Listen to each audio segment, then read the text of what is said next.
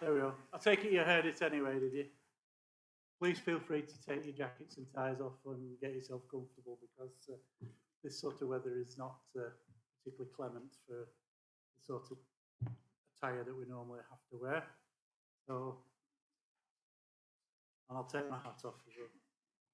There's a song there somewhere, isn't there? I'll put it next to the gavel because I've no intention of using that. The right glasses on now.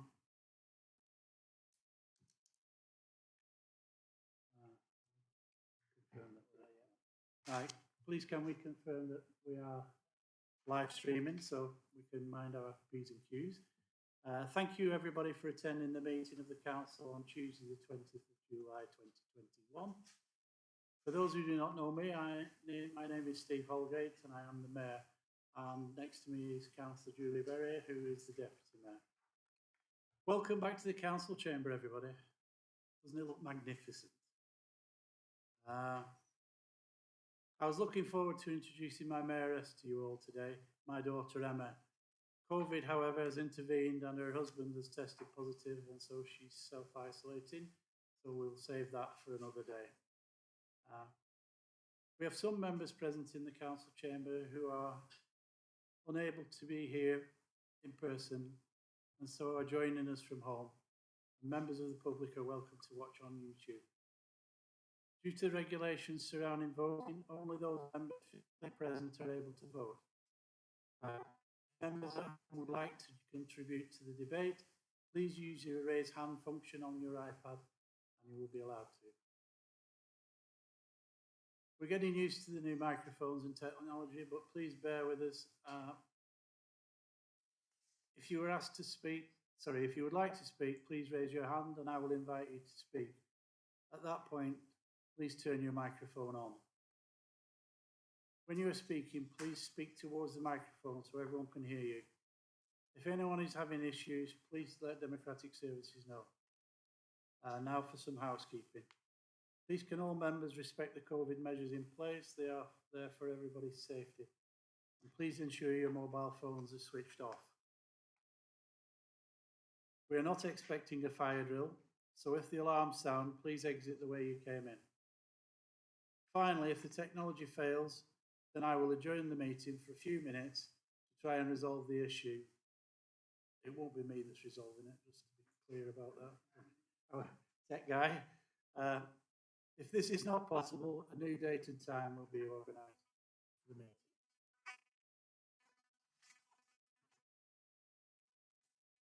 On to item 1, which is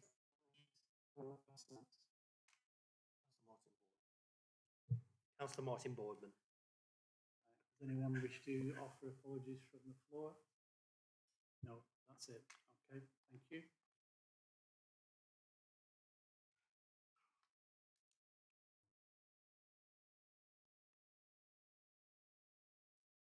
Have I done that? Right, so we're now on to the minutes of the meeting held on Tuesday the 18th of May 2021. Your council documents pages 13 to 18. This item is for a decision and is proposed by Councillor Bradley and seconded by Councillor Wilson. Mr. Mayor, can I recommend that those minutes are taken as a true and correct record of that meeting? Thank you, Mr. Mayor. Seconded, Mr. Mayor. If not, it is an item for decision, so I will ask you to raise your hands in the normal way and vote if you're in favour of those minutes.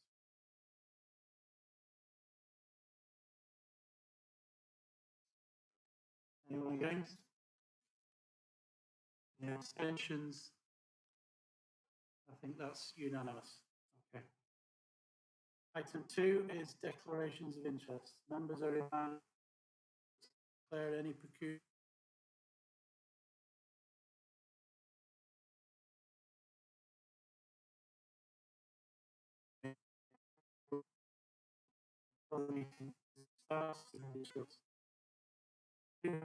Right.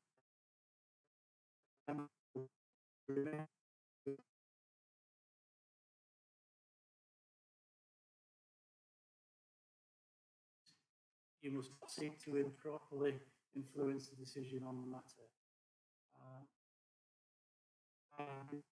On item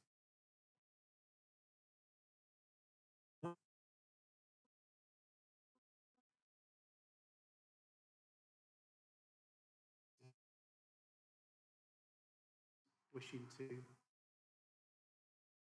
declare an interest. I'd like to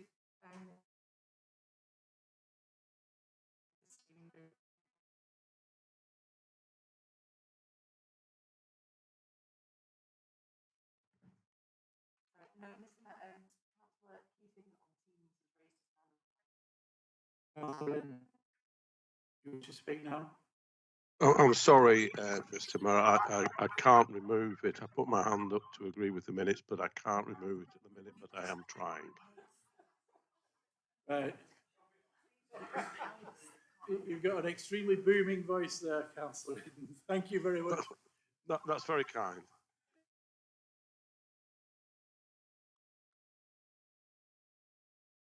Cannot hear the proceedings, so we need to resolve that before we move any further forward, I think. Sorry?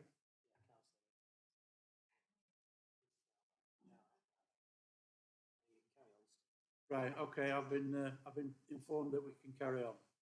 So right, so that's declarations of interest. Is there any declarations of interest by anybody else on any other matter on the agenda?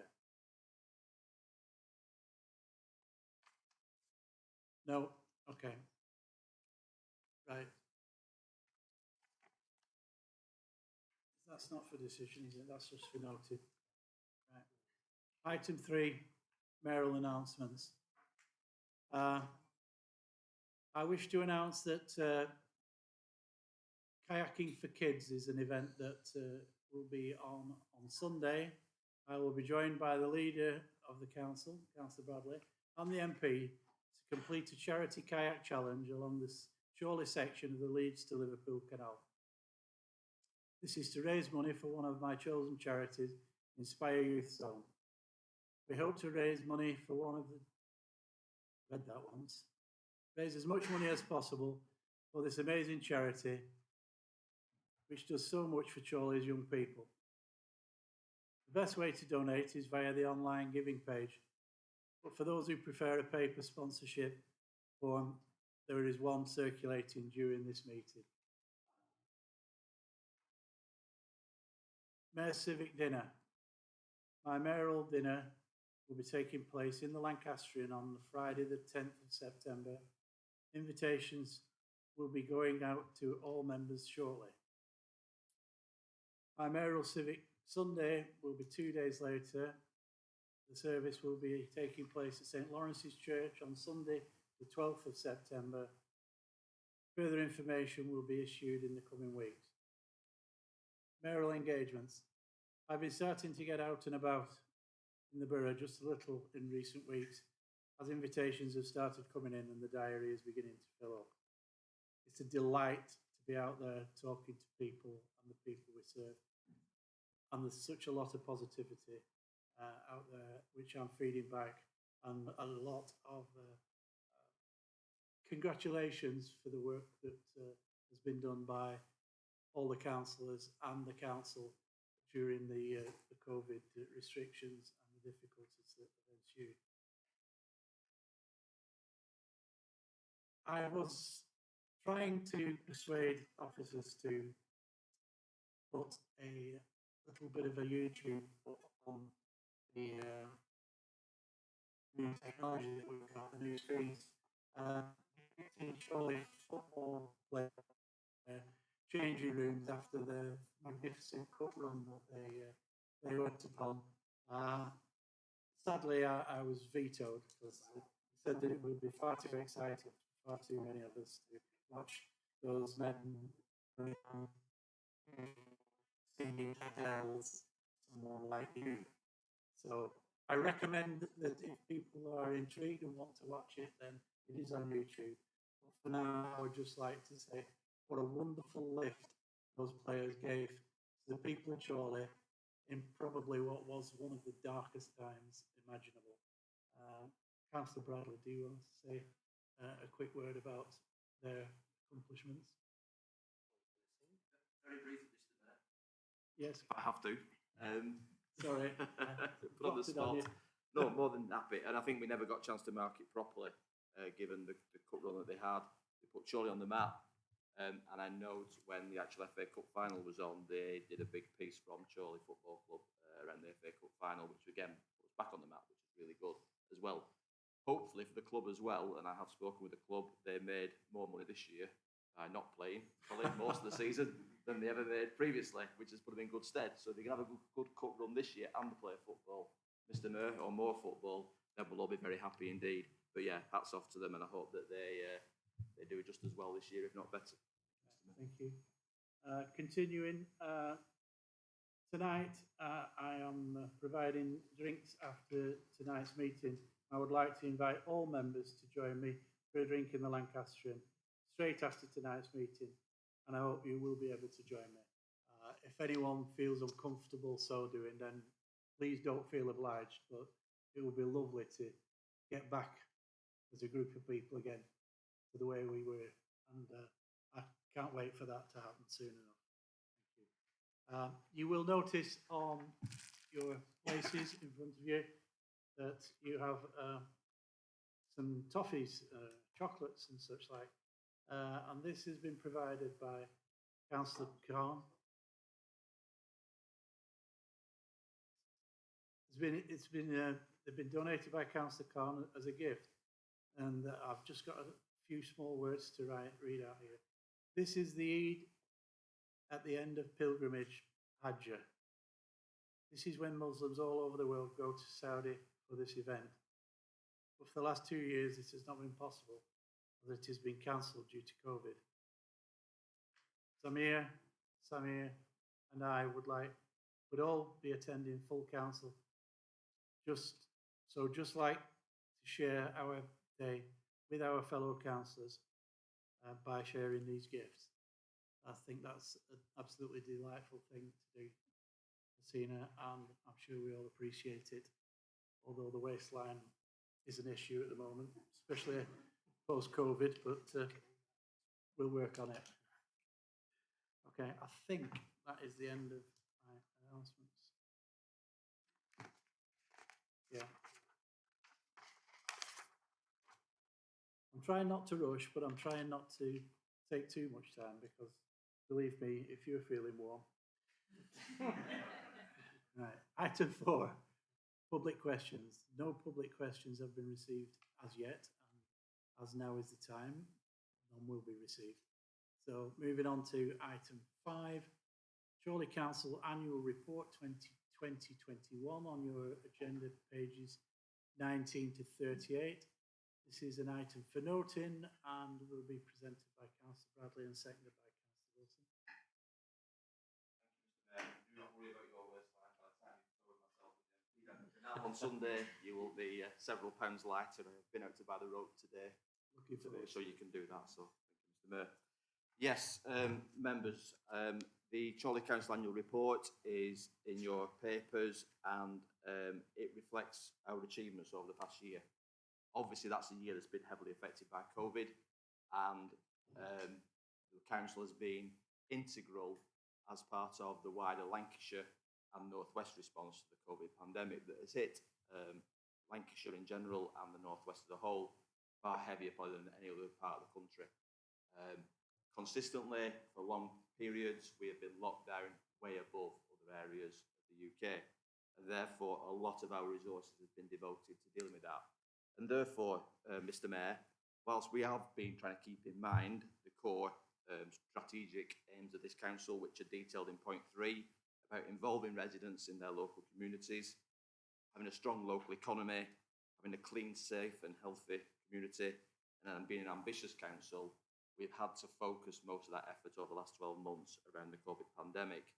And therefore, there are some bits I would like to pick out of that report, and by all means, happy to answer questions about it or to take people's comments.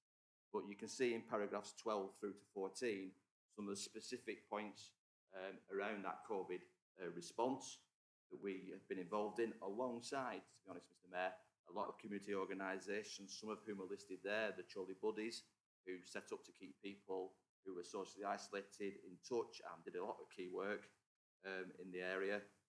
Pauline's Angels, the Youth Zone, NHS responders, and many, many more who did an awful lot of vital work, all working under the umbrella of the Chorley together, to be honest with you, which has also involved lots of individual residents, people helping out in nearly every facility you could hope to think. We have members in this chamber here I know have done a lot of work, not singling any out, but Councillor France sat behind me for one, jabbing people up in Clayton, much to her enjoyment and others. Just all the work that goes around facilitating that kind of work in our borough is amazing. And I'll never get over last year, Mr. Mayor, on the BBC, seeing a lady working at Help the Homeless, working through one of these organisations, packing food parcels, whose partner had passed away a number of weeks earlier. And her exact words were, "What else can you do? You carry on, you get out of the house and you do stuff for other people." Quite incredible, Mr. Mayor, how our community has responded. And therefore, some of the stuff that we've been doing as an organisation, some of the stuff that our community has been doing, is detailed in that report there. We've also tried to keep residents involved and support residents across the borough, as it documents in paragraphs 15 through 18, and across the borough, Mr. Mayor, not just in the town, not just in the big urban centres, but in the wider communities, the villages, etc., as it documents there, where we've done work with Moseley Bowling Club, Chorley Panthers, etc., Wheelton Brownies, all these groups who, to keep them going in a COVID situation, because a lot of groups have had trouble meeting, a lot of groups have had trouble doing their core activities, and therefore they've been dislocated. They've had to get through this pandemic the same as we have and as businesses have, and therefore it's been hard for them as well. We've also took more action around the clean, safe and healthy communities agenda by particularly focusing some of the play and open space in the borough. So most areas now have had some kind of revamp, and some have had some massive amounts of money spent on them, not least, Mr. Mayor, the Westway Sports Campus, which despite the efforts of some local kids, is just about finished, is just about ready to open, and will be open at the end of the summer as a state-of-the-art facility that can be used for football and athletics and other activities that will be a major boom to our community. Also, Mr. Mayor, in paragraph 20, some of the work we've been doing around affordable warmth and winter warmth, and to negate the effects of fuel poverty, and some of the things that we are having to face on a daily basis and a weekly basis at the moment, sometimes as a result of COVID, but also sometimes as a result of the general pressures on people having to live at the moment and in the times that we're currently in.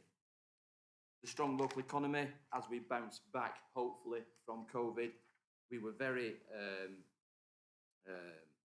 instrumental and engaged in the determination of grants to businesses, and very much the message from this council was get the money out there where it needs to be spent, and we can worry about the audit process and what have you later if the government kept changing the rules, which they did, around who could have what. What we didn't want to see is people going bust, people going under because the cash wasn't coming through quick enough. What we then, over time, have learned a lot from that exercise, actually, about how our businesses work in our borough, about how people's businesses work, which I hope we can take into the COVID build bag and look to work with businesses to get them not just back to where they were, but in a better place altogether.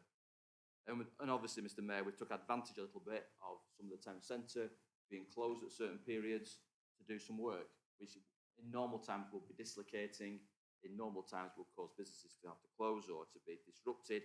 So while it's been quiet, we've took advantage of that and certainly got the covered market revamped. There's still more work to do there, and that's ongoing at the moment.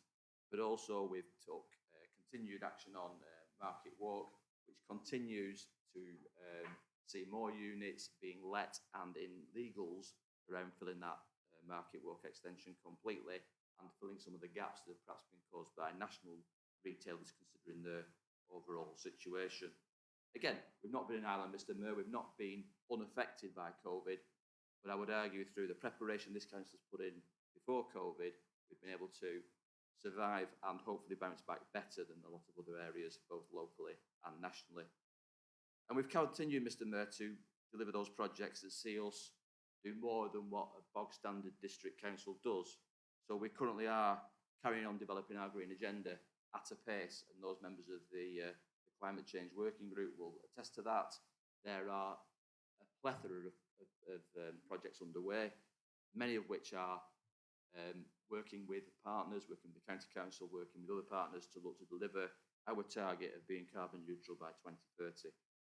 What we're also working on very closely is lots of stuff with South Ribble at the moment, Mr. Mayor, and that work again has carried on through and despite the COVID pandemic.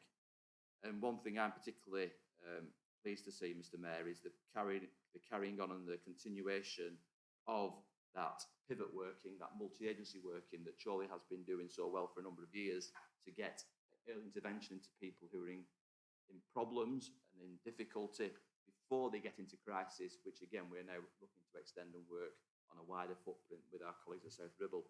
I think that is very important. You look at the number of cases, I think it refers to 138 in the report, that's 138 lives affected and changed directly. But the rollout from that into families and wider circles is huge, Mr. Mayor.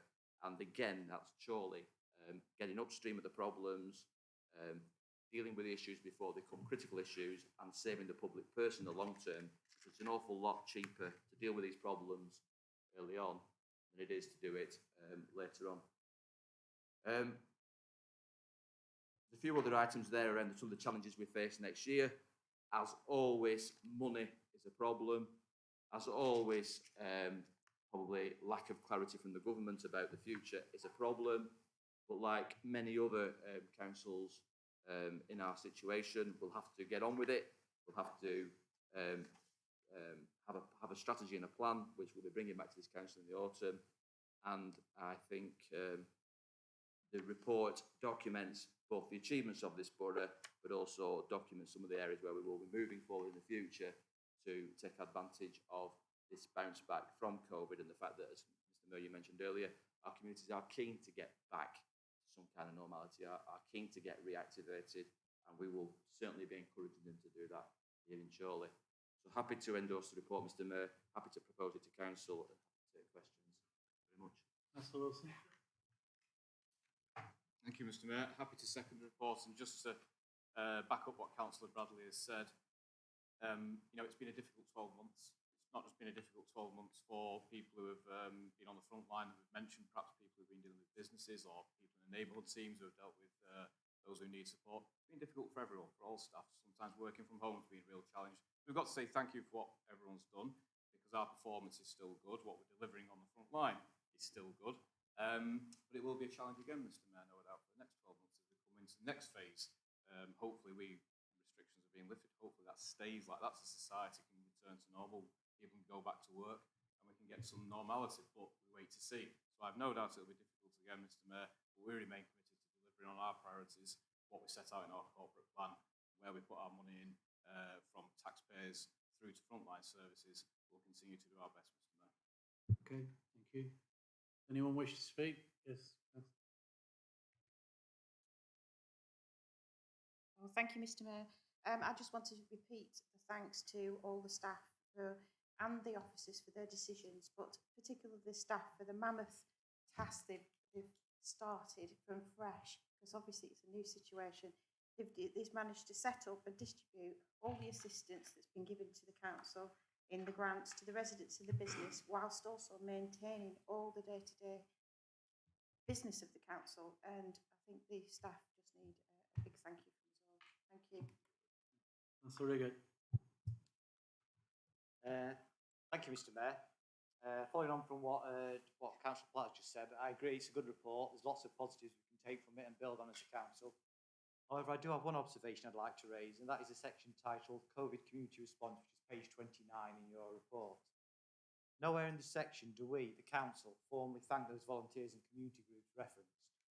Actually, the words thank you don't appear anywhere in this report, and I find that a little bit disappointing. I was actually one of those volunteers who signed up to the Surely Together programme long before I was a member of this council, and I was signposted to help the fabulous team at Inspire Youth Zone, where we went shopping for those vulnerable members of our communities who were unable to do so for themselves. It was an experience I will never forget or wish to repeat. I was proud to do this, and I am in no way seeking personal recognition in raising this matter this evening.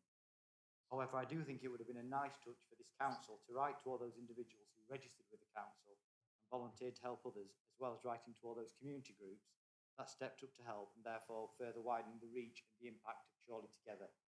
In my experience, a small thank you goes a long way and is greatly appreciated. So can I ask the leader to give this matter serious consideration and see what the council can do to contact and thank these residents? Thank you. Councillor Bradley. To you, Councillor Riggett, and anybody else who's been helping out, more than happy to do that. We will do it. I think we've been waiting for COVID to be fully over. We've had a few false dawns, and as the Prime Minister has found this week, you think it's over, and then it comes and gets you in the end, and you're locked down again. We've had a number of times where we thought about doing something just exactly as you say, about release events and all the rest of it. Touch wood, whatever, here. We think we're there now, and that's sort of one of the things that's on our, and also reactivating some communities by events and all the rest of it. We're taking it a bit cautious. That's why we're doing some of the stuff around the flower show, which is an outside event, picnic in the park, all that kind of stuff as initial events. And there are thank you events also planned as part of that. So note the points, and of course we'll pick up on that. Okay, thank you very much. Does anyone else wish to comment or speak? Yes, Councillor. Thank you, Mr. Mayor. I just wanted to reiterate and build on what some of my colleagues had said with regard to the efforts of the community and public services that aren't the council but are our partners. And also, as a former local government officer, to thank officers for their efforts in what has been an unimaginable situation over the past year, and indeed more than a year now. And I wanted to thank officers, but I also wanted to thank politicians for the lead that they've given. If you turn in the council's annual report, pages 32 and 33, you'll see a section on the strong local economy. Whilst the rest of the report is all about what the council has done and the council's budget, which from other reports in the pack for tonight, you'll see the council has spent on everything it does in its revenue budget last year, 14.219 million, and a capital budget of 9 million. But that, in a sense, pales into insignificance. And you see that £40 million came from the government nationally to assist local businesses, and that is indeed just a fraction of the assistance that has come, because not all of it, obviously, has come through the council. So I did want to thank the two politicians who've done so much for Chorley in the last 18 months, which is Boris Johnson and Rishi Sunak, in making that money available, where the council's budget looks small in comparison. In fact, the only thing that looks big in comparison is the amount of debt that certain people have run up over the past 8 years. Thank you. Councillor, thank you for that. Councillor Nevitt. Thank you, Mayor, and thank you, Councillor Bradley, for providing this report. Particularly point 14, where we talk about those business grants following on from what Councillor Chapman was saying. I'd just like to iterate that Chorley Council have done an absolutely brilliant job there in processing those grants and getting them out. Close to 8,000 payments made. I know from overview and scrutiny committee just how hard our business team have been working on that. Nevertheless, businesses now are still in a very precarious position as we hopefully move out of lockdowns and look towards the end of the pandemic. They're having to deal with this disruption to their finances.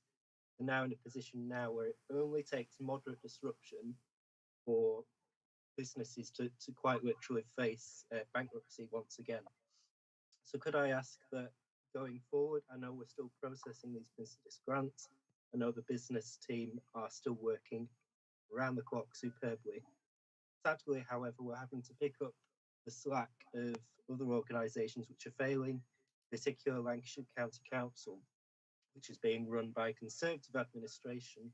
We've had a number of instances in the last week or so where roads have been shut, particularly in my ward, but I know in neighbouring wards as well. Absolutely no communication from Lancashire County Council towards local businesses.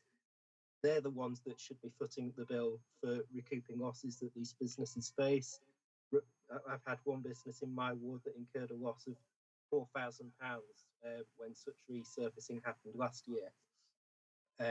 Now, of course, I do agree this is a Lancashire problem, but it is affecting Chorley businesses. So if we could at least have our business department liaise with Lancashire County Council to get these grants approved, or if need be, put the grants in ourselves and then hand them the bill. Because unfortunately they're not doing the work, but it's Chorley businesses that are suffering. Thanks. Okay, thank you very much, Councillor Nevitt. If there's no one else to speak, then I will ask Councillor Bradley to respond to Councillor Nevitt's comments, and we will go to, well, we will note the report because it isn't to be voted on. Delighted if they came and resurfaced roads in my wards. They don't seem to do that. I thought Chorley was being punished for voting Labour, Mr. Mayor, at the last elections. There you go. Noted, Councillor Nevitt. Okay, thank you. I think that's the end of the debate and questions and comments, and therefore it is on my papers that this item is for noting. So unless someone wishes to dispute the accuracy, then they are noted.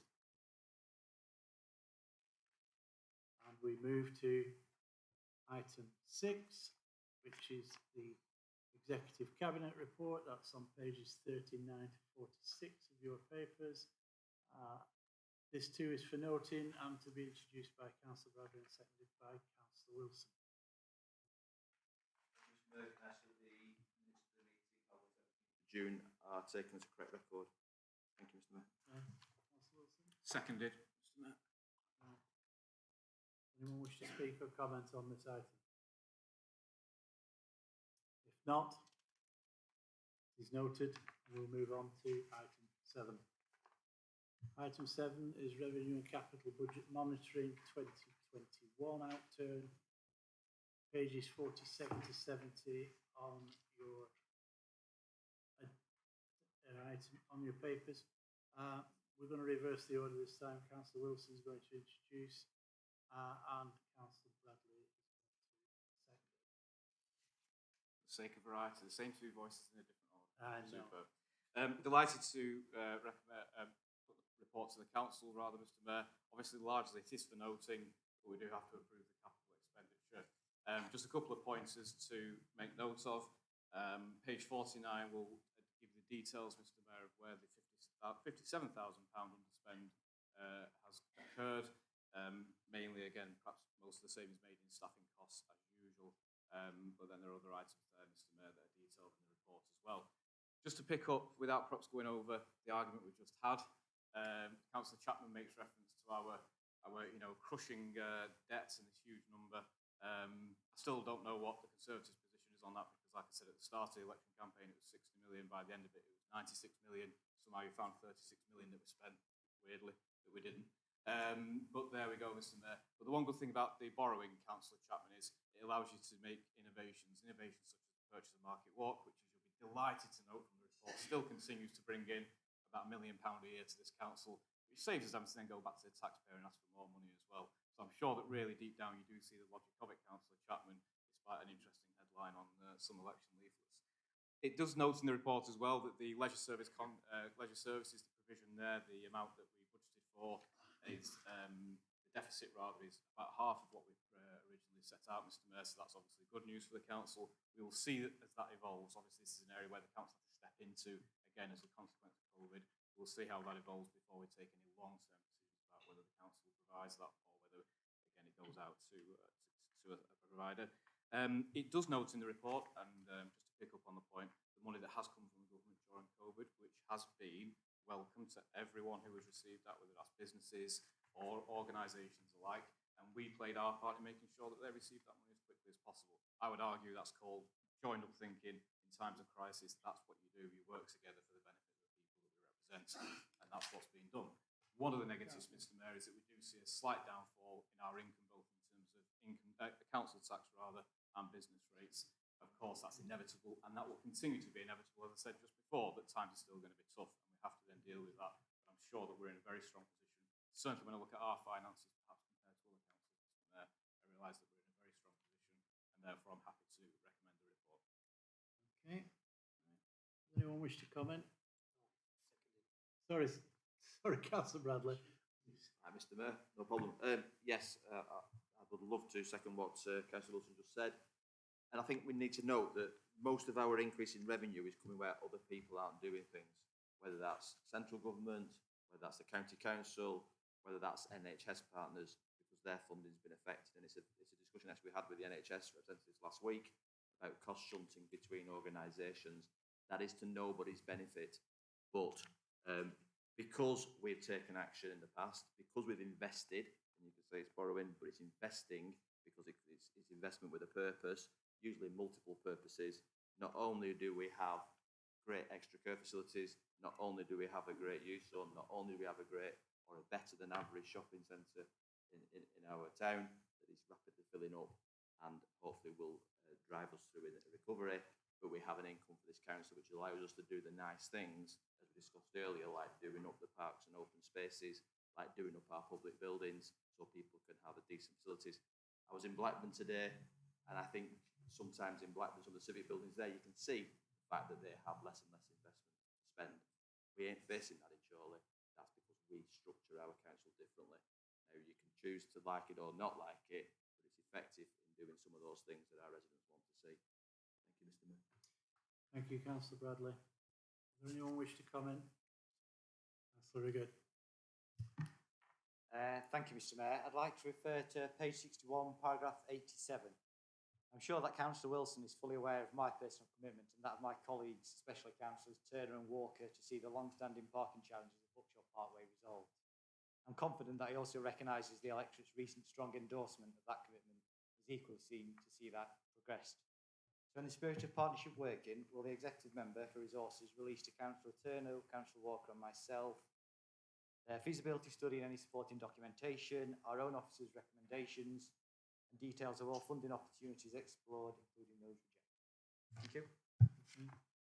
Thank you, Mr. Mayor. I'm happy to share everything with Health Councillor Riggott. There is no problem there. As you recall from the last budget meeting, the money is there, and it is there for that purpose. Our real issue is, and I know that Councillor Bradley has been trying very, very hard with the officers, is to get other partners to engage, and I would urge him to use his strength of position that he now holds at the County Council to get the key operator, the key partner in this scheme, which is the County Council, to come on board, put some money in, let's get the work done, and we can actually hopefully resolve the problem. Okay. Thank you. Is there anyone else wishing to comment or? No. Okay. This is an item for decision, therefore a vote is required. So we're ready. Can I give an indication of all those in favour?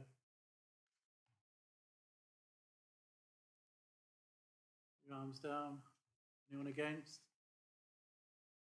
None. That's passed unanimously. Item 8, we move to, which is the Overview and Scrutiny Committee. And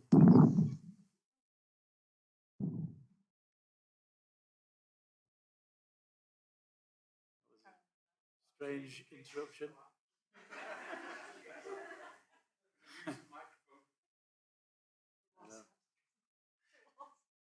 It was what? All right, okay. Better not mention then. So, right, we'll try again. Overview and Scrutiny Committee and Task and Finish Groups, pages 71 to 74 in your agenda document. This item is for noting and is to be introduced by Councillor Walker and seconded by Councillor Roy Lees. Thank you, Mr. Mayor. Can I ask the councillors to note the report of the Overview and Scrutiny Committee held on the 6th of July and the performance panel held on the 24th of June? Can I also ask you to look at paragraph 46 on page 73, it states there that the mini meadows and wildlife policy is contentious, which is certainly contentious this year. I mean, we've had a press release this week from Royal Horticultural Society and Monty Don saying we should let the grass grow and it's good for the environment. And you have Alan Titchmarsh putting a press release out saying he wants the grass cut. He doesn't agree with letting the grass grow. I side with Alan Titchmarsh on this situation, but we have had a lot of complaints. I personally have had a lot of complaints from residents about the state of some of the areas in Whittle and Clayton and Buckshaw. So it is my intention to hold a scrutiny meeting on grass cutting and the meadow policy after the grass cutting season in October, November time. Thank you.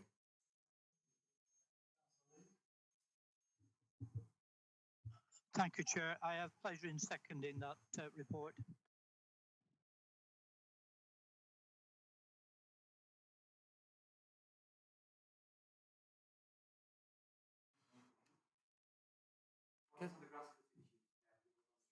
Well, just hang on a second then. Councillor Clifford, do you want to speak on this matter? Yes, thank you, Mr. Mayor. I mean, I would rather, when it comes down to rewilding, sort of take the advice from Sir David Attenborough, not Alan Titchmarsh. Come on. When we declared a climate emergency, it was also a climate and nature emergency. The actual huge decrease in biodiversity over the years is absolutely horrendous. And to hear that there's actually going to be a group to actually look into this too, because we don't like the look of rewilding, that we want to go back, everything looking like a bowling green. It's just madness. We signed up to this, and I just hope the opposition there agree that the 2030 target is far better than the 2050 target, and I think you need to get on board with the ideas that we need to rewild. We can't go back to the old way of working. That's done and dusted. Thank you, Mr. Mayor. Thank you. Councillor Riggett. On a different issue, I believe. Yeah, on a different issue. I'm going nowhere near that one, Mr. Mayor. I don't blame you. A wise man indeed.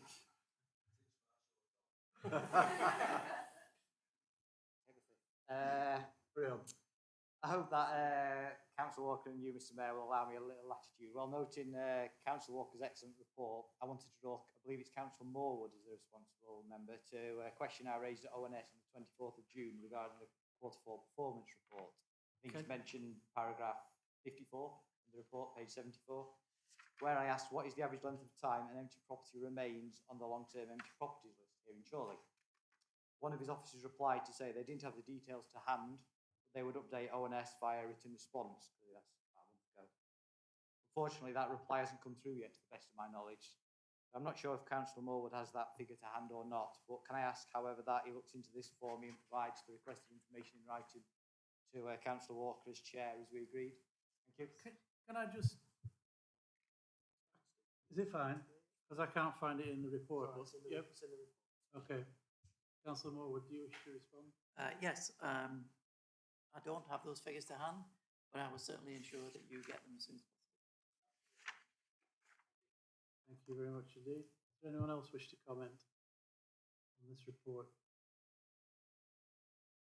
If not, it is for noting and it is therefore noted. Item 9, scrutiny reporting back Chorley Council's annual report on overview and scrutiny in 2021, pages 75 to 84. This too is for noting and to be introduced by Councillor Walker and seconded by Councillor Lees.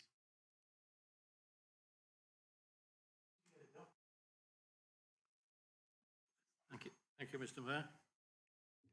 Can I ask councillors to note the annual report of the Overview and Scrutiny Committee. It's been a difficult year with not having open meetings and all meetings to be virtual. But I think if you've read the report, you'll see that we have covered a great deal this last year, and hopefully cover the same amount of business this coming year.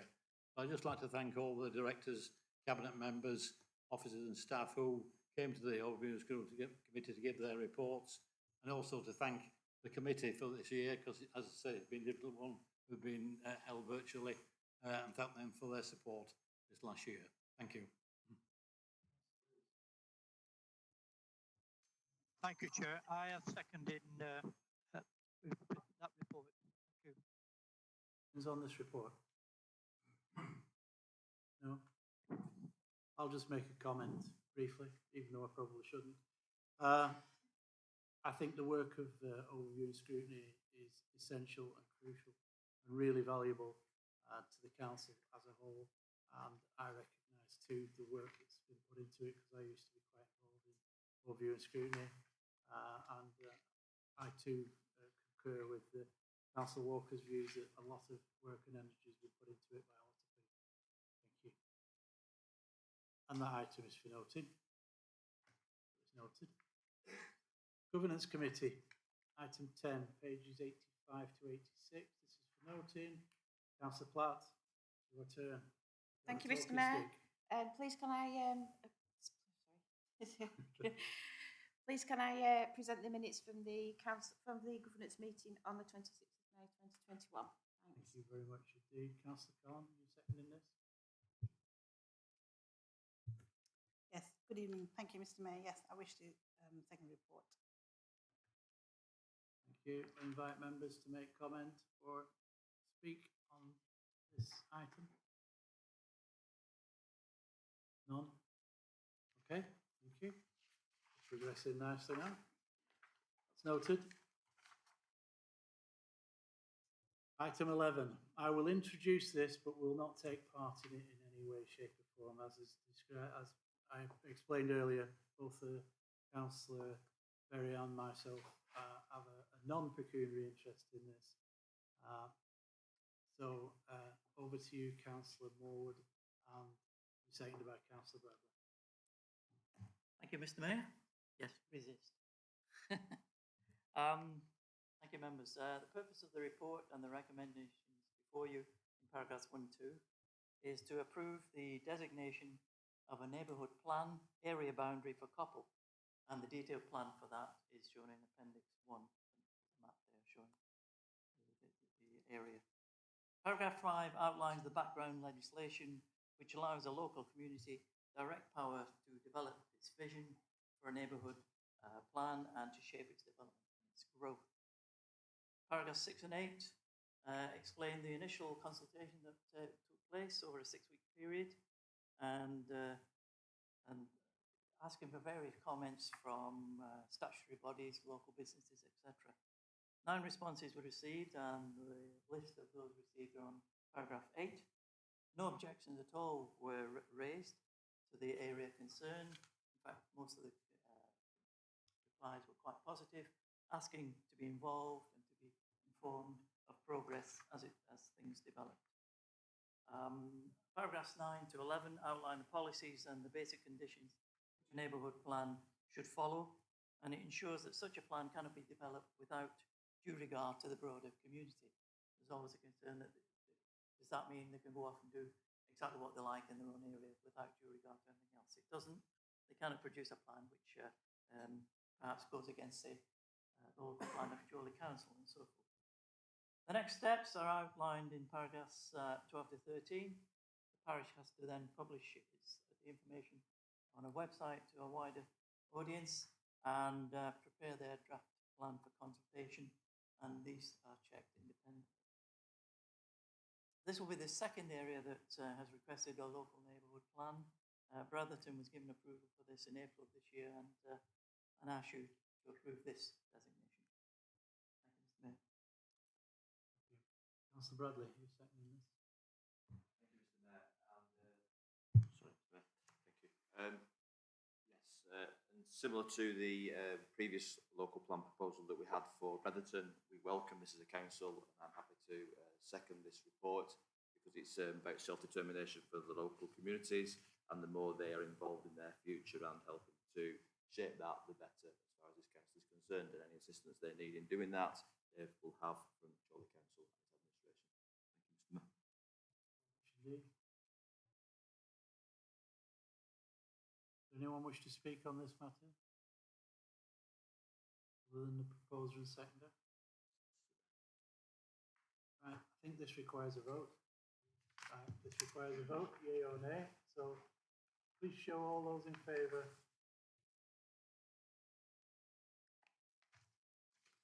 Anyone against? Right, that's carried. Thank you very much. If those members of the public who are here for that particular item wish to leave, we will not force you to endure anything further, but if you wish to stop for the rest of the meeting, you are most welcome. Item 12 is an item regarding committee reports. So I believe there's been, sorry? Committee appointments. Sorry, what did I? Oh, yeah. Right. It's a bit warm. Yeah. Councillor Bradley, you wish to introduce this, present this item.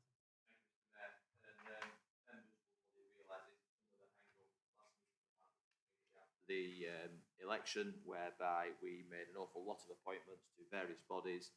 The bulk of these are around some of the health groups, with a clarification because we changed the roles of Councillor Hilton and Councillor Margaret France, and therefore there's a confirmation of which of those outside bodies they will be appointed to. Also, the fact that the Central Lancashire Health and Wellbeing Partnership is no longer operating. There's also a switch from the opposition nominees on Licensing and Public Safety Group and on the Jolly Consolidated Charities Group. And therefore, I'm happy to take questions, Mr. Mayor, otherwise to take them as a slate of alterations on both internal and external bodies. Thank you, Mr. Mayor. Seconded, Mr. Mayor. Thank you very much. Everyone in agreement with that, or is there some alternatives? No, that's agreed. Okay, thank you. Sorry? We do need to vote, right? Okay. Anyone opposed to those appointments? You need to vote. Right. All those in favour of the appointments? Right. Anyone against? It's as we suspected. NEMCOM. Council. Wrote a bit of Latin for a change. We're missing him already, aren't we? We're missing him already. Right, I'm just going to take a little bit of legal advice here for a moment. If we can pause.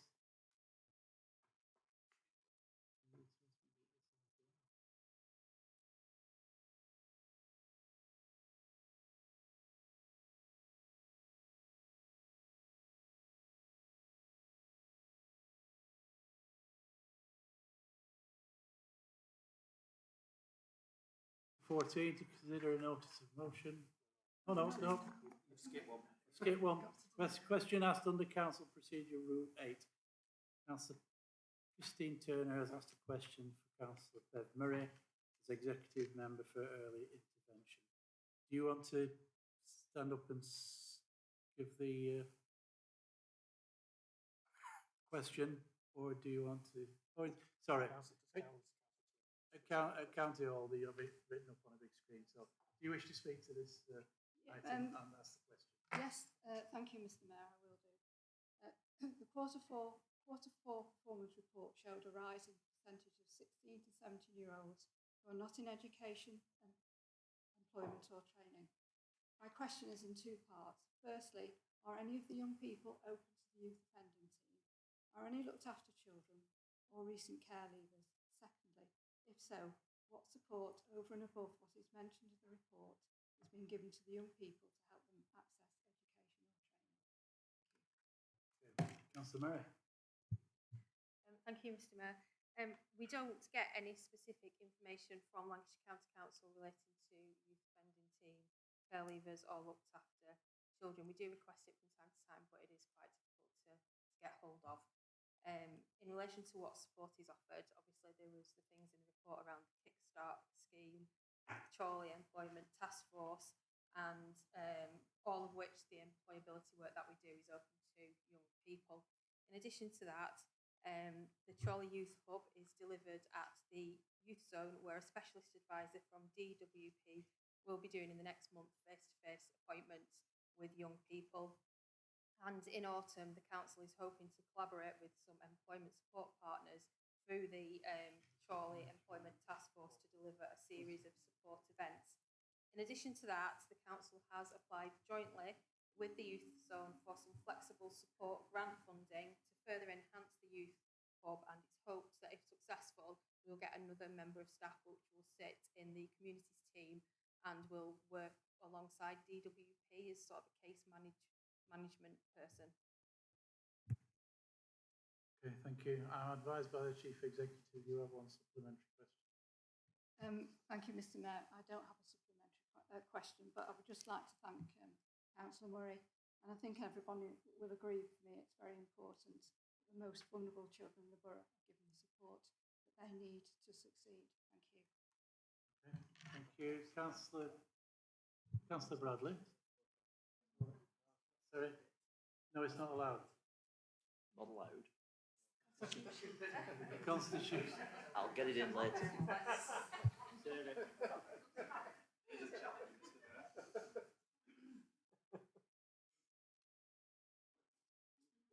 Now then. You remember that quote, "Rock in a hard place"? Well, I think I've just found myself in it. You can't speak. I can't speak. You can't speak. Sorry? Yes. Well, the question's been answered, so I'm told that no, that's it. You can have two. Right, Is it okay. in addition to that? Now we've got disputes between legal people. So, I think let's just let it go for now. It is very hard, yeah.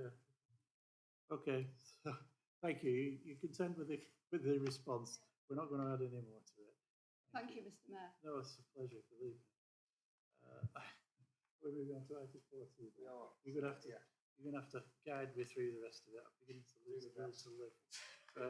Okay, item 14, to consider the notices of motion, if any, given in accordance with Council Procedure Rule 10, supplementary agenda pages 95 to 96. Is this under item 1? No, 1. That's item 1. It's all right, so the decision. Right. This is for decision, Councillor Bradley. Thank you. Thank you. Right. Members will be aware, well, they've had the notice of motion, they've read the notice of motion. The wording of the notice of motion put forward is very similar to that which was put forward, it says in the preamble to the Houses of Parliament after recent announcements regarding planning changes. So it's not dissimilar to what's been considered by MPs. And therefore it is short and brief and to the point. And the scene setting in front of the notice of motion does say that Chorley is obviously, the government has published some controversial proposals. They're being discussed and they're going to work their way through Parliament. But it has raised the concern about individual residents' rights to object to individual planning applications in their own neighbourhood, particularly when those are zoned under the new proposals. But obviously here in Chorley, we've seen wider issues around planning. And therefore, Mr. Mayor and members, I think we need to be looking at every stage to reinforce our commitment to members' rights, to members' ability to object, no matter what the designation of a site and whatever the designation of a planning regime in place at that time. And we are seeing that, Mr. Mayor, particularly at this point in time, around safeguarded sites in this borough. So if ever a notice of motion that has been considered in Parliament was relevant to a particular area, it is Chorley and it is now. And Mr. Mayor, I circulated some documentation to members earlier, a correspondence exchange last week between the Chief Executive and the Chief Executive of the Planning Inspectorate around current ongoing appeals or about to start appeals on those very safeguarded sites. Safeguarded sites that we, with the applicant, look to extend the planning application for because they came in at a time of COVID when planning officers weren't able to do the full role because they were curtailed by the COVID pandemic in place at the time. Certain developers, I believe, Mr. Mayor, took advantage of that situation and put in planning applications based on the Pertree Lane decision, which has affected the residents of Exton in particular in a terrible way, in my view. And it was unnecessary housing at an unnecessary time in an unnecessary place.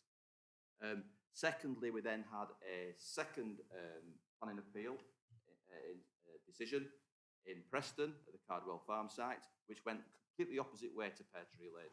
So we were disadvantaged by Pertree Lane, Cardwell Farm completely opposite way around. We then have a third planning decision locally at Chainhouse Lane in South Ribble. Two areas that we share a local plan with, and we are going to share a new local plan with, which again goes yet another direction.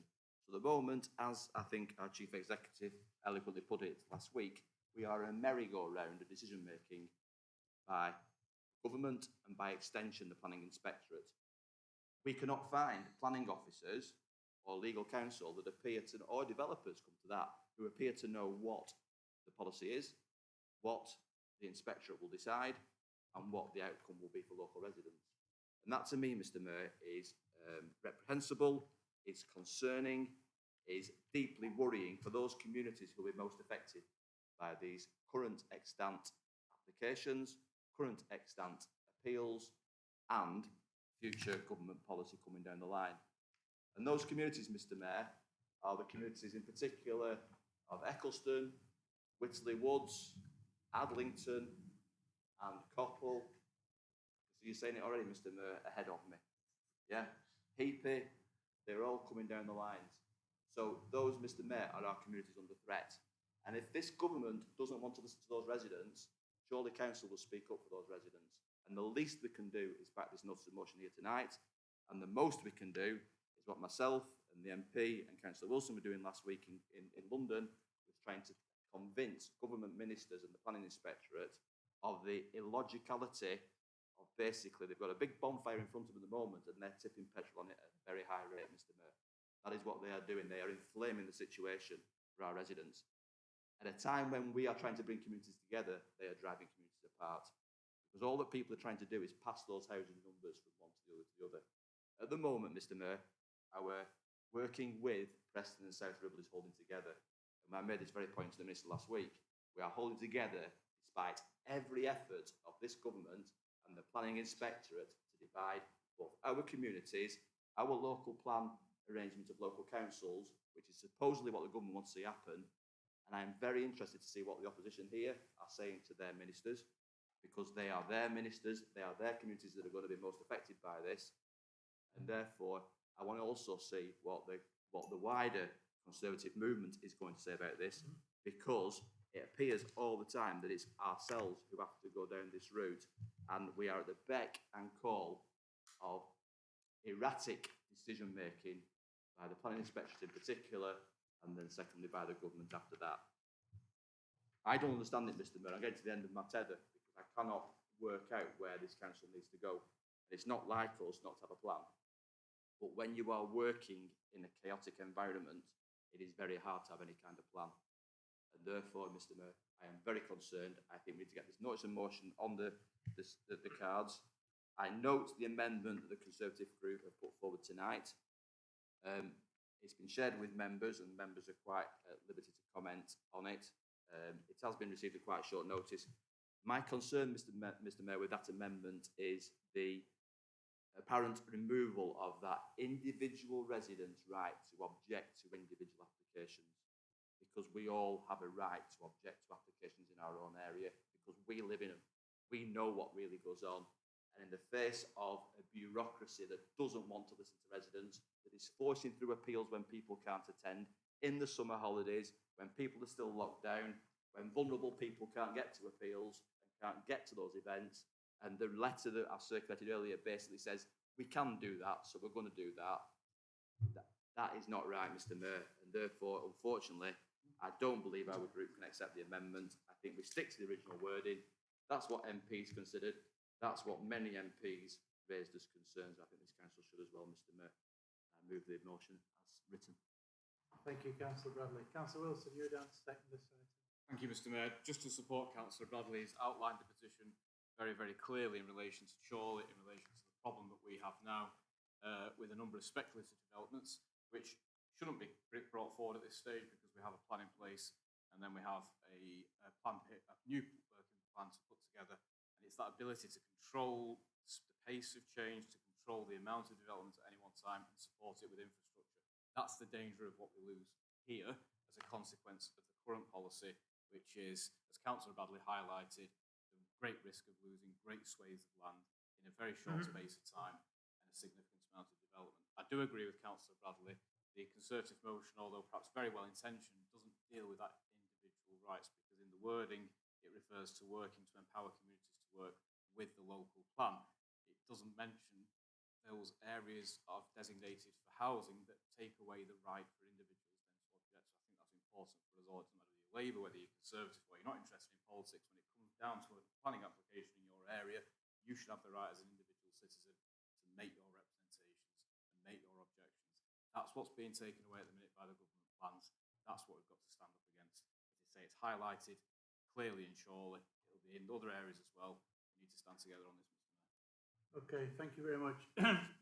Clearly, we've got a presentation of a notice of motion here. We have in the wings what might have been perceived to be a friendly amendment. Clearly, that is not being taken as a friendly amendment. Am I correct in saying that? Right. Yeah. Oh, no, I'm just trying. It's all right. I'm just trying to get some clarification. I know what I'm doing here. Right. So we take the amendment now. No. We go to debate on this.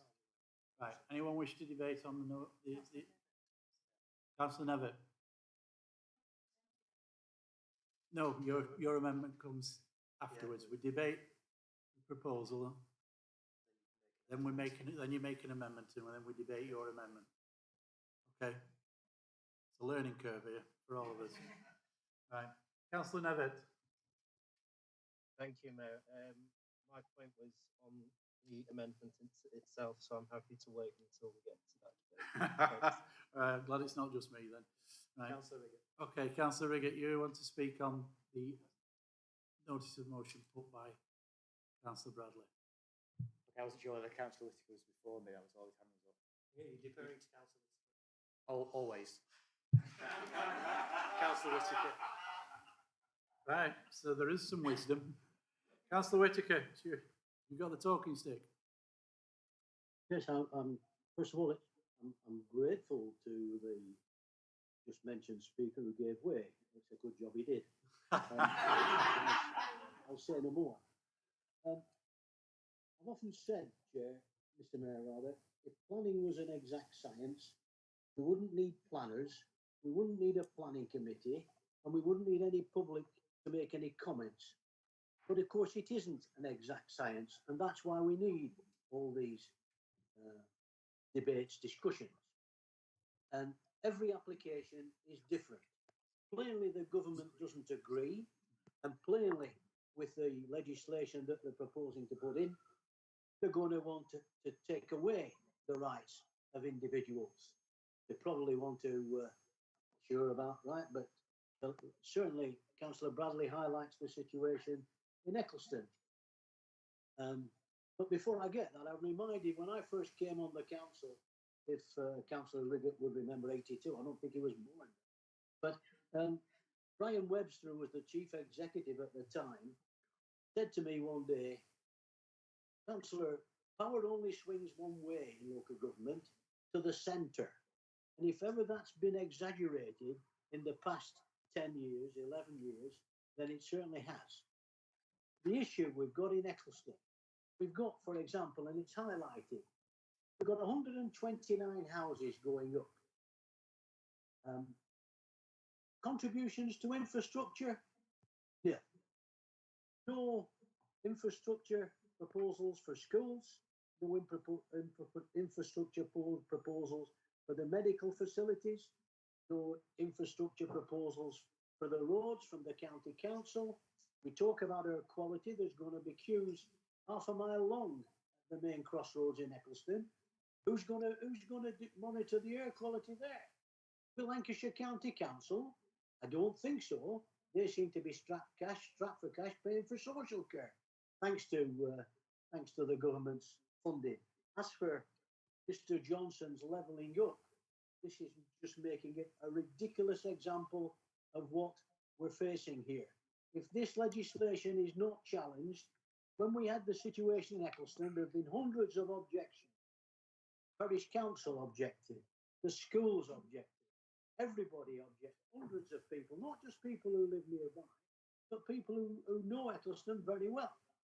So I'm not allowed to vote, which is a shame. I'm not there tonight, but if I was, I would certainly vote for the proposal that's been put forward by Councillor Bradley. Thanks, Mr. Mayor. Okay, thank you, Councillor Whitaker. We'll move on back to Councillor Riggett now, who probably does wish he was born, but we'll leave that debate for another day. Okay, no comment, Mr. Mayor. Obviously, alongside councillors Turner and Walker, I represent the residents in Whittle at Town Lane site, who are one of the sites up for appeal very shortly. And while I recognise a lot of Councillor Bradley's frustrations about apparent change of directions of interpretation of policies, that's the last thing anybody wants when they're trying to make decisions in the council. So we could rehash and argue that all night, I feel. But what I wanted to ask is, if that is going ahead in August, what plans does the council have to engage with residents and make sure as many people take part in that debate as possible? Because we're just talking about now, and people like that at that stage. Thank you. Given recent events and the recent tone of those inspectors' letters, I would urge residents and those councillors who represent those areas to get residents motivated, get them mobilised. The papers that the residents did, the Town Lane site was excellent. I thought I read their objection papers. They were really very good quality. Those people know what they're doing, but I suspect they will be steamrolled by some decision that's been made somewhere else by a different planning inspector being used as case law to steamroll the 5-year supply. The other grounds for refusal that were listed, and there are other grounds obviously that need to be taken against, and I will not prejudge a planning inspector's decision. We may be pleasantly surprised by the decision. I think what we need, Mr. Mayor, is a bit of consistency, a bit like a football referee. You are a Chesterfield fan, so you know, like I as a Blackburn Rovers fan, referees can be good and bad. All you want is a bit of consistency, and you know what the rules are. At the moment, we don't even know what the rules are. So I would urge the residents to register to speak and object. I would urge councillors to do that on their behalf. This council will be doing everything it can, but this council's hands are tied because we cannot just say what we think or what we believe as a local residents. We have to say what legally stands up, and legally we are bouncing from pillar to post to every last point. And when planning officers are saying we're confused, planning is difficult enough to understand at the best of times. Many of us sit on planning committee and think, it's a slightly arcane science. We are confused. We are not sure anymore. And that starts to raise those questions of doubt about what is the point of a local plan? What is the point of joint work in the future? Because if we're just going to be ignored, why would we do it? Why don't the government come into Chorley and do the planning for us and take the residents' concerns and the residents? They want us to do planning. That's what they tell us. They want us to work with Preston and South Ribble to have a joint plan and to do it consistently and as a shared housing area and all the rest of it. But yet, the policies pursued in Westminster, imposed by the planning inspectorate, risk shattering that arrangement. Now, in that situation, we have to be very careful about where we end up. Otherwise, we take the blame for somebody else's problem. Councillor Whitaker made very good points there. Thank you, Councillor Riggett. Councillor Riggett, do you want to come back? Thank you. Yeah, I do appreciate Councillor Bradley's words and what he says about the council's position. I was more talking about how do the council engage with residents? Does it have a communication plan? Is it something as members we can share? Because it probably affects half the chamber or more directly. So we can all give out one consistent message of how you take part, what you can do. So yes, we have visited residents, all residents, as you're aware, as part of the council tax bills to flag up some of our concerns. But with the ebb and flow of legal decisions, we've maybe not wanted to push that at the moment. I think we will be communicating with all those residents in those affected areas, outlining the plans, and the MP and the Chief Executive and the Council as a whole are still trying to get extensions of time to take us through the summer period. And we have an extension, I think, quite recently up to the end of next week, I think a week on Friday. So we have a bit more time for people to get their positions in. but we're hoping, and we're still asking for a further extension, because although a lot of people aren't flooding overseas on holiday, an awful lot of people are staycationing in this country and will be away for the next few weeks. So important decisions are being made when people are on holiday. In the old days, that wasn't allowed for a starter. So why are you doing it now? What are you doing that has to be done behind closed doors, that has to be done in secret? Why are you not waiting until we're out of the COVID and we can have everybody back in one room and do it properly? And that makes me very concerned and very suspicious about what's the agenda here. So we will communicate with those residents, we'll communicate with the whole borough, there'll be press releases, there'll be announcements and all the rest of it, and we'll be publicising on social media. But I urge those councillors in those areas, and most of them are sat on that side of the chamber, to be quite blunt with you, to talk to their residents and prepare them for a battle, because you need to do that. Okay, thank you. Is there anyone else wish to speak on this major item, not the amendment? Councillor Snape.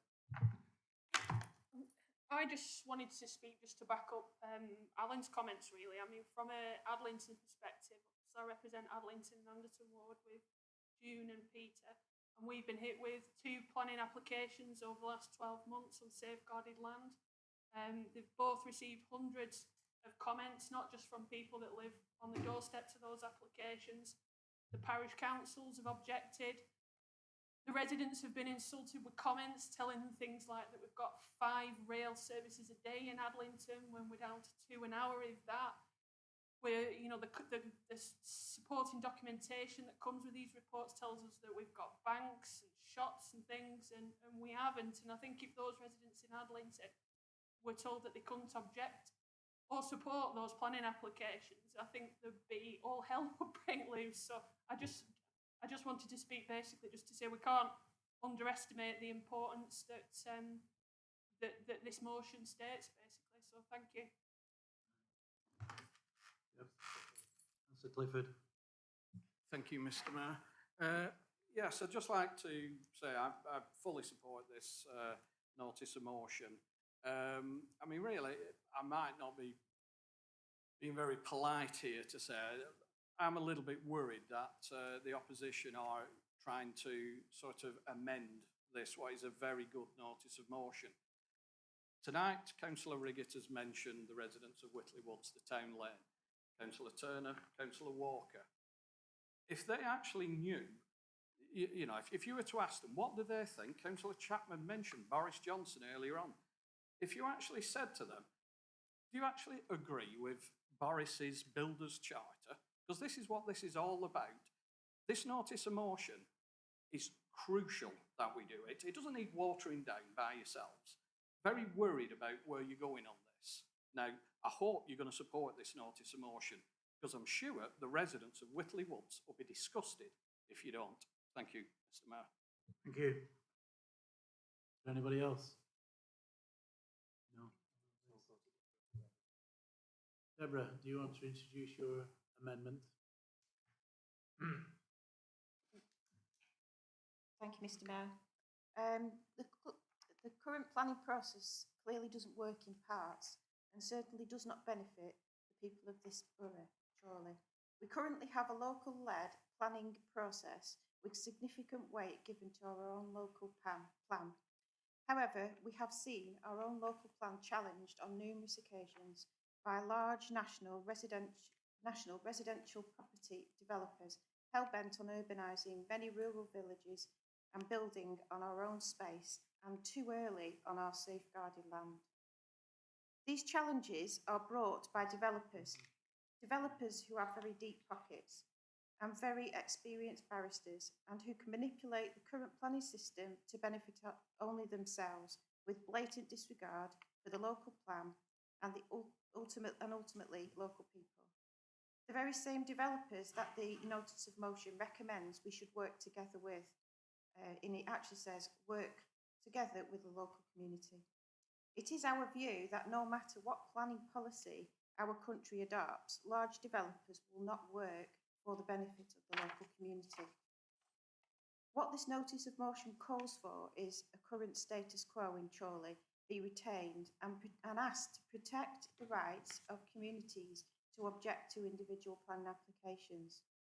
This is something we can do now but so few individuals ever do, with only around 3% of local people engaging with planning applications. This position does not work for the people of Chorley, and we have witnessed with the massive over-delivery of residential homes in the last 10 years, far exceeding the target within our own local plan, in some years by over 40%. This notice of motion picks up on one very small part of the proposed landmark planning bill, a part that favours development in areas zoned for growth or renewal. These areas and zones are defined by us and by this council, and our communities at the plan making stage. The bill does not take away the right of local people and communities. It brings them in at a much earlier stage, so they can help shape their own areas and protect what is important to them. Who would not want to see protecting the green belt by prioritising the building of new homes on brownfield land? Who would not want to see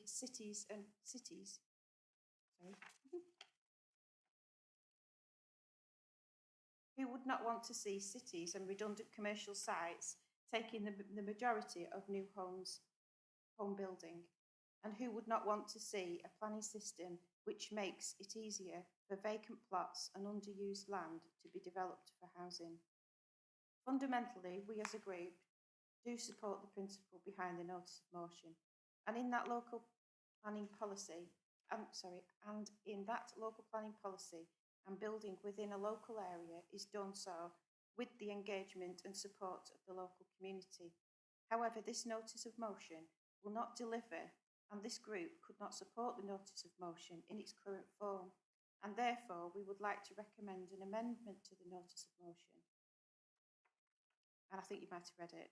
So the amendment is that Chorley Council believes planning works best with the local council and the local community working together to shape local areas to deliver necessary new homes, and therefore calls on the government to empower local communities to work in partnership with their local councils to generate a new local plan that provides more certainty over the type, scale and design of development permitted on different categories of land within their control. Thank you, Mr. Mayor. Thank you. You have a second for that? Yes, Mr. Mayor, I would like to second that.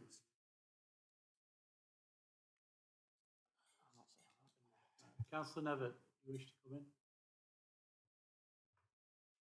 Yeah, thank you, Mr. Mayor. I'd like to amplify some of the concerns raised at the start of this debate by Councillor Bradley and also Councillor Wilson.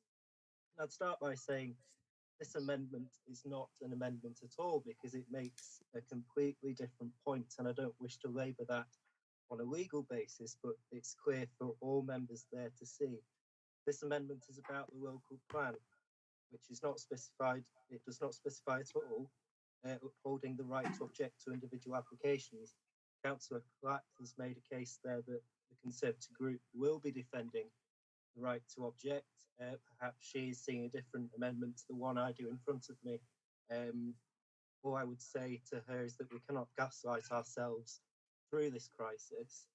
And I'm fully aware that the Conservative group have in the past and seem to be doing now. They enjoy using the delay in developing the upcoming local plan as a stick to beat this council. I know she mentioned unscrupulous developers there. However, she's failed to condemn those in this proposed amendment.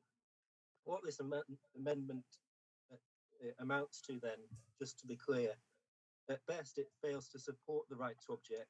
At worst, it supports denial of that right by obscuring planning in this delay of a local plan. As Councillor Bradley mentioned, we've had the letter from our Chief Executive showing exactly what happens when the Planning Inspectorate go down this. I think members of my group can never expect Conservatives to provide a clear and consistent line on anything, let alone planning. So hopefully here I've sought to provide clarity on what exactly the Conservatives are intending with this amendment. It's not intending to protect the right to object to planning applications of any individual sort. What I would suggest to our Conservative opposition there, if they want to claim the right, either now or in the future, to ever run this council, they should start by proving to voters that they have done what it takes to protect their right to object to individual applications. Because of that, I would encourage Councillor Platt and others to rethink now before the vote about supporting this motion.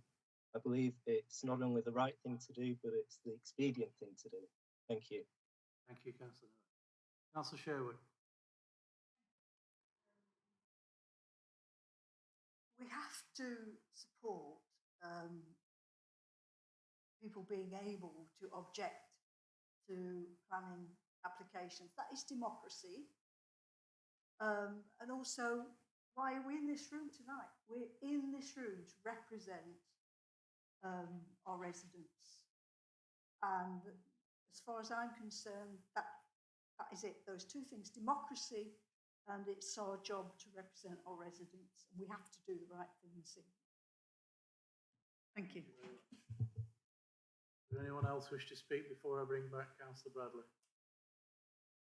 No, Councillor Bradley, to respond to those comments and Thank you, speak Mr. on this amendment. Thank you, Mr. Mayor. I was listening to many members speaking as they were putting their point of view. Mr. Mayor, you'd be surprised to know as I've into my 10th year as leader, I've become more mellow, phlegmatic, Councillor G will tell you, and considered, Councillor Lynch, considered. Really? I think there's a way through this that we can get some consensus. The party opposite prepared to listen. The first paragraphs of the two amendments are the same. So I think the first paragraph, Chorley Council believes planning works best when local council and local community work together to shape local areas for the necessary new homes. That's the same in both proposals. What is it not?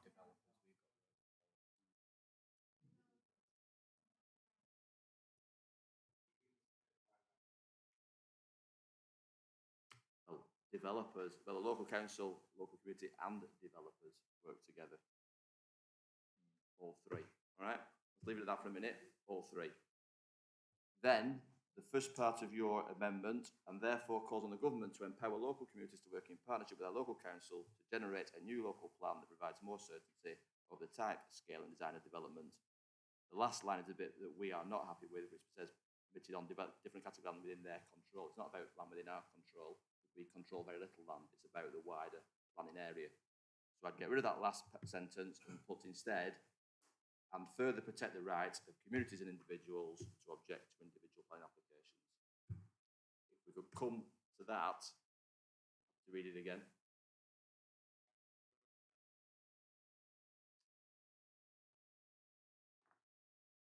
Oh, you're challenging them now, Councillor Rigger. I can read it very slowly so you can all write it down.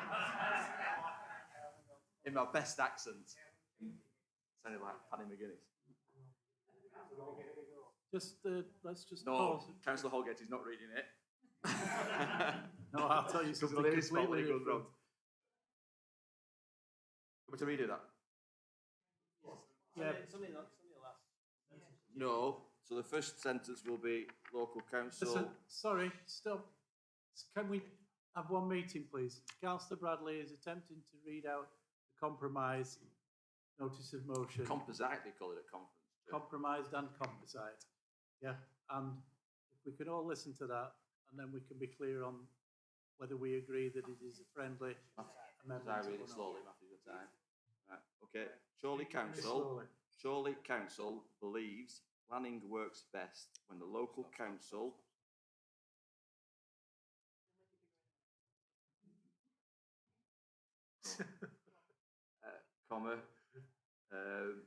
developers and the local community work together to shape local areas to deliver necessary new homes. It's like being in infant assembly, isn't it? Nobody's wet themselves yet. And therefore, the next bit's exactly as the amendment. Have you got that cut and paste that bit. That's what I've been doing.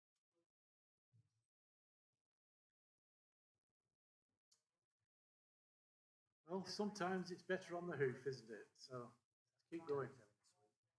We had it earlier, we could have done it quicker. Just got to design. Design of development, comma, and further protect the rights of communities and individuals to object to individual planning applications. You make it bigger, isn't it? So S to these terms to best. Yeah. Right. And we have an opportunity to take that in. This IT is great, isn't it? Worth all the money.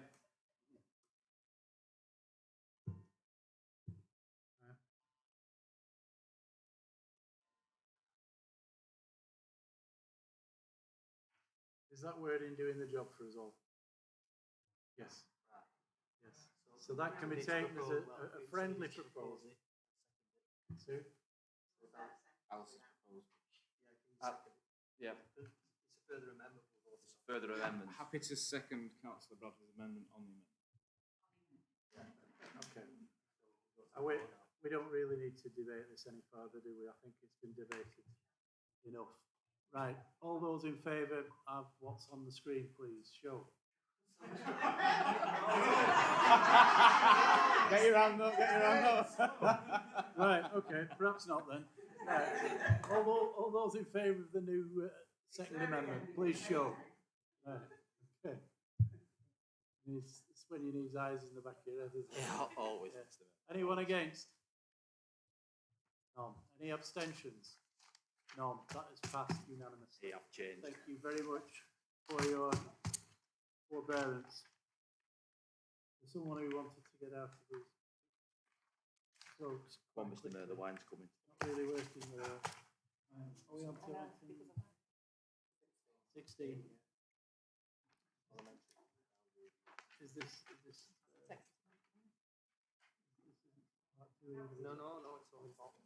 Okay, we're on to item 16, which is the draft proposals for new parliamentary constituency boundaries 2023 consultation. Supplementary agenda, pages 97 to 104. This is a matter for decision, and Councillor Wilson will present the item, and Councillor Bradley will second it. Councillor Wilson. Sorry, a point of clarification, Mr. Mayor. Oh, yes. Thank you very much indeed. I noticed from the actual papers in front of us that we're asked to consider two recommendations. One, I believe, is a statutory one for the Chief Executive to respond on behalf of the Council to address administrative issues. And the second one is that we submit as groups the decisions of that group to the Council. Could I just ask if this is an amendment, what exactly we're amending? And I reserve the right to speak in the debate. So, happy to clarify if that helps. So obviously, Councillor Collins is right. First of all, we have the responsibility or the opportunity to reply. We don't have to actually reply if we don't want, but of course that would be irresponsible really not to do so. And then the second recommendation there is that we are asked to, as groups, submit our own views as to what the parliamentary boundaries should look like, and then the Chief Exec will pass those on as well, but clearly indicating that they are the groups. The additional point that I wish, and this Labour group wants to make this evening, so just for clarity, Councillor Collins, and I'll read it just for clarity before I speak. There you are, Mr. Mayor. We get straight to the nub of the issue. So the amendment, the additional point, Councillor Collins, says that the Council is opposed to the removal of the Adlington and Anderton ward and the Chorley North East ward from the Chorley constituency. Both areas have formed part of the Chorley parliamentary constituency since 1918, with local residents having close links to the town and borough. We therefore ask the Boundary Commission to re-examine the proposal to move the two wards into the newly formed West Pennine Moors constituency and ensure that they remain in the Chorley constituency. That's the additional text on top of that. Now that is a self-explanatory, Mr. Mayor. I don't think, given the time that we are and the heat and everything, I don't think we need to speak too lengthy on this one. Obviously, historic links are there with the two wards in question. The report does say Chorley North West Ward is Chorley North East Ward, just to be clear. Local councillors in Chorley North East Ward, Councillor Whiffin, Councillor France, myself, Councillor Molyneux and Councillor Snape have been in Adlington. Residents are very, very, very, very concerned about this because it's not just that the link between Adlington and the Brinschool, Withnell areas are being broken from Chorley, it's where it's going to. It's also a major sticking point. I know in boundary reviews you end up with constituencies, as Councillor Collins will well know as someone experienced in this field, you end up with boundaries that don't always seem to make perfect sense in terms of what communities are linked to others. We understand that, but to be linked into Darwin, that's a stretch. To be linked over to Haslingden and Rawtenstall, that's too much in our view. It's not a travel to work area of any significance. There are no direct public transport routes. There is no direct roads, let alone public transport. There is no, the health economy in our areas is totally different. We come under the Chorley and South Rural area. We're an area that's facing big housing growth, as Councillor Bradley has just explained. In the east of Lancashire, it's a different story, as we know.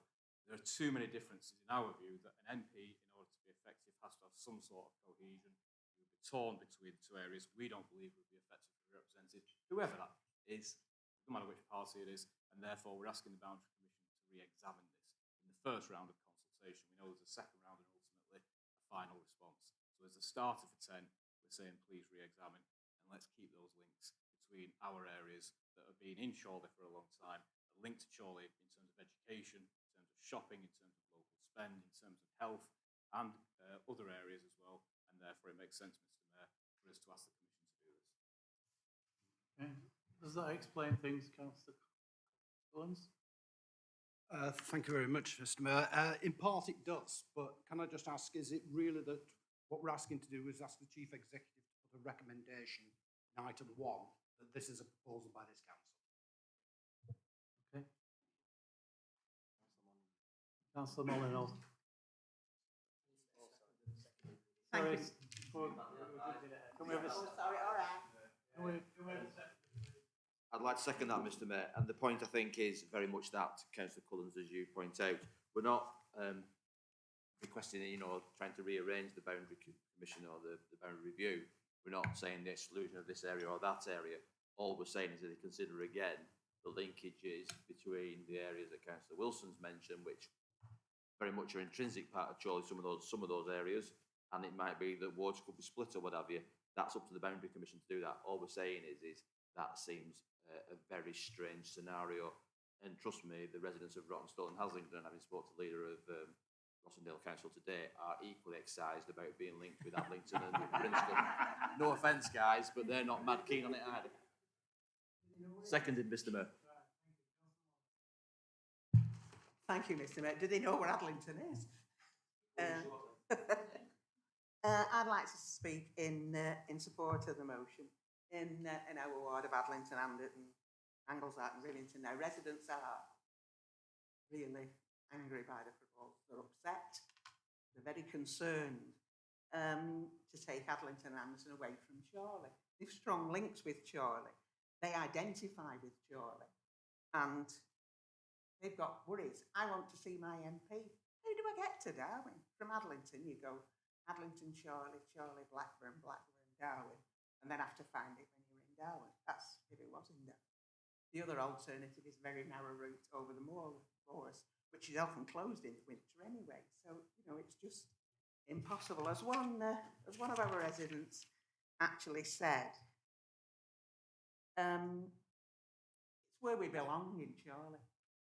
And we want to stay with Chorley because that's where we belong.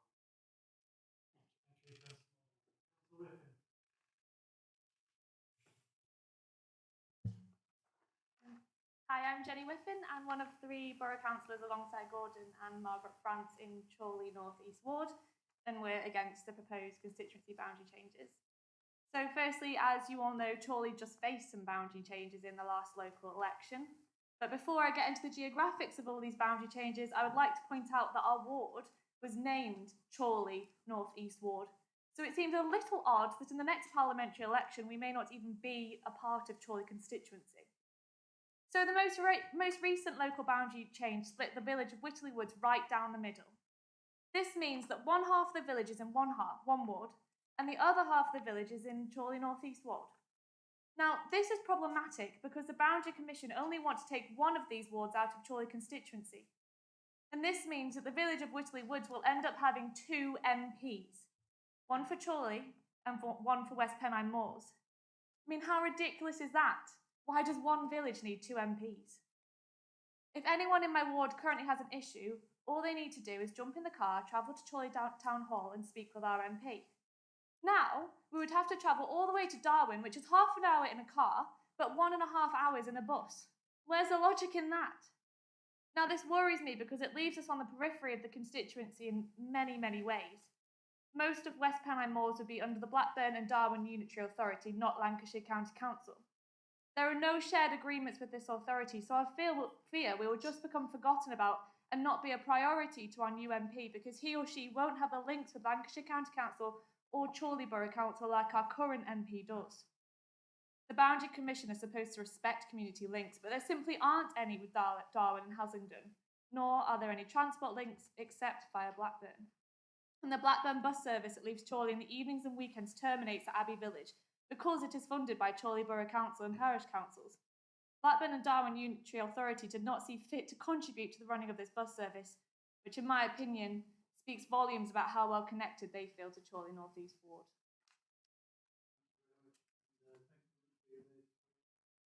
Excellent.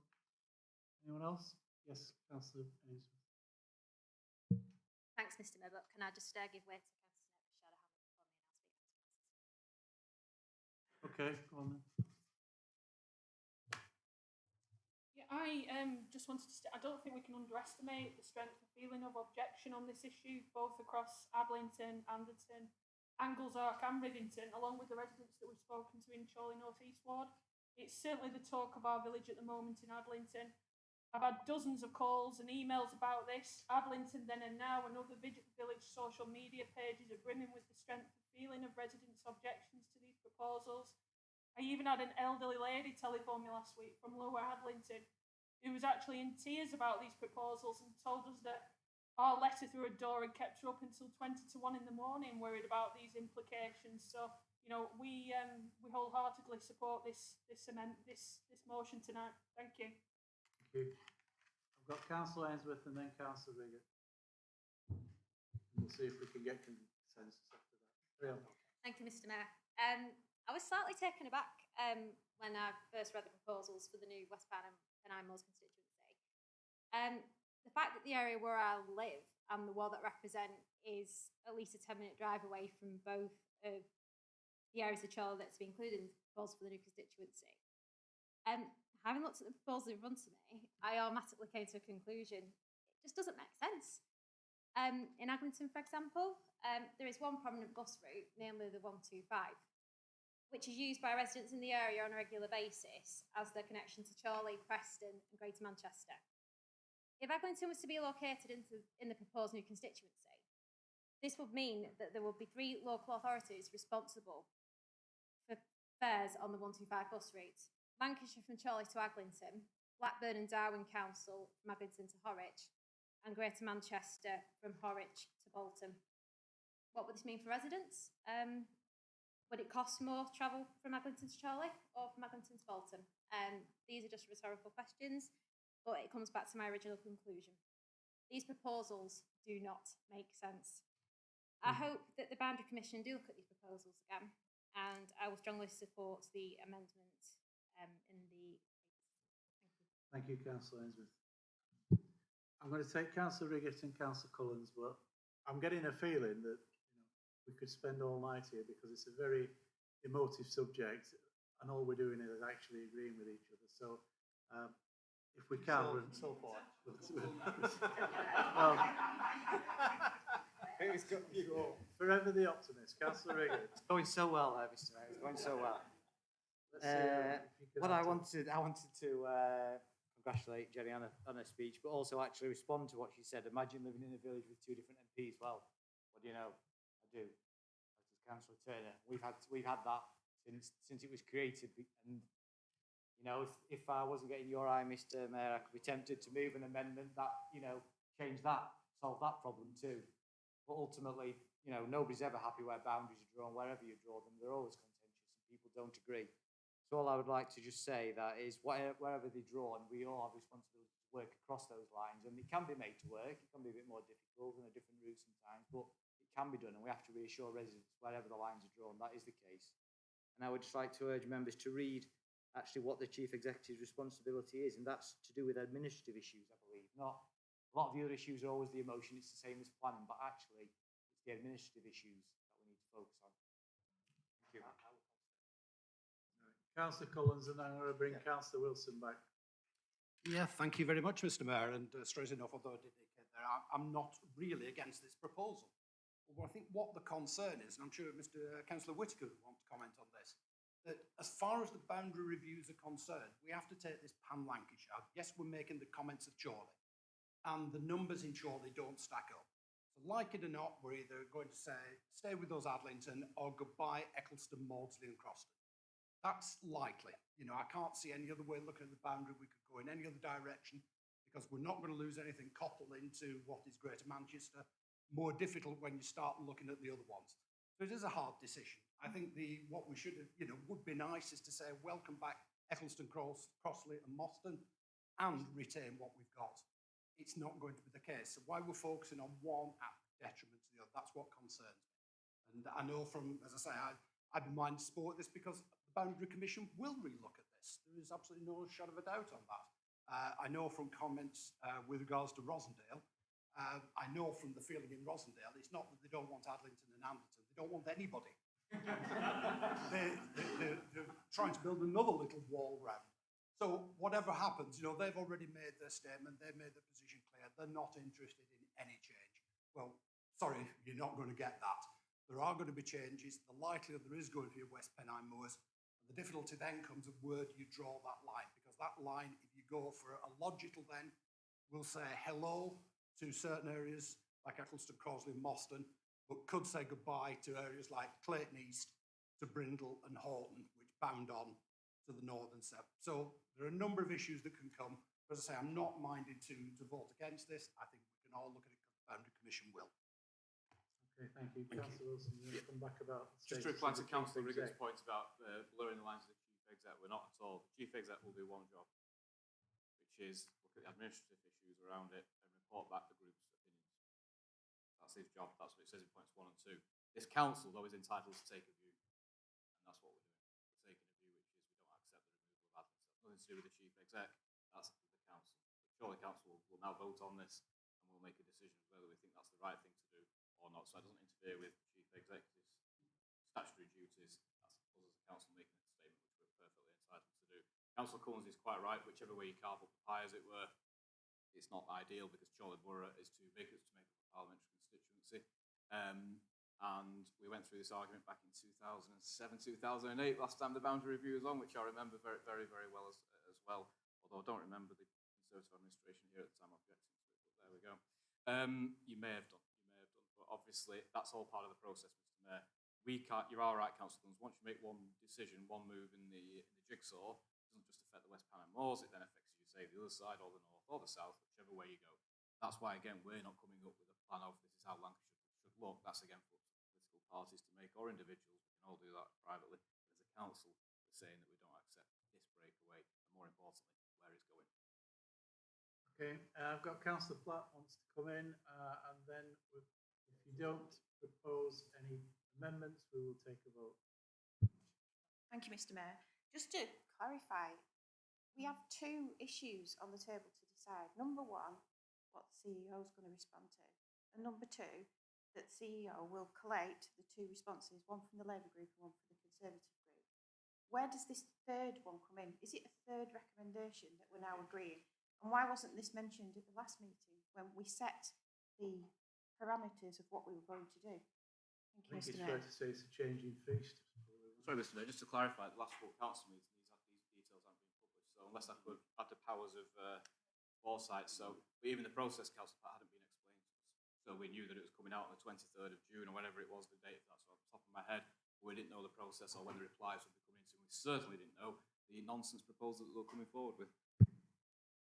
Okay, right. I think we've had a significant debate on this, so I'm going to go for a vote All those in favour of the proposals as they are presented?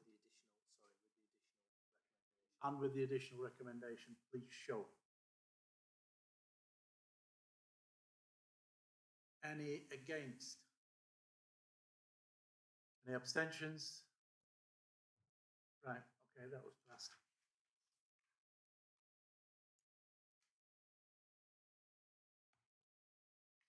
I was desperate to come back into this chamber today. We'll go back to the Lancastrian. People are a little quieter up there. Right. Item 17, I think we're up to, which is the exclusion of the press and public. This item is for decision. Councillor Bradley, can you propose the exclusion?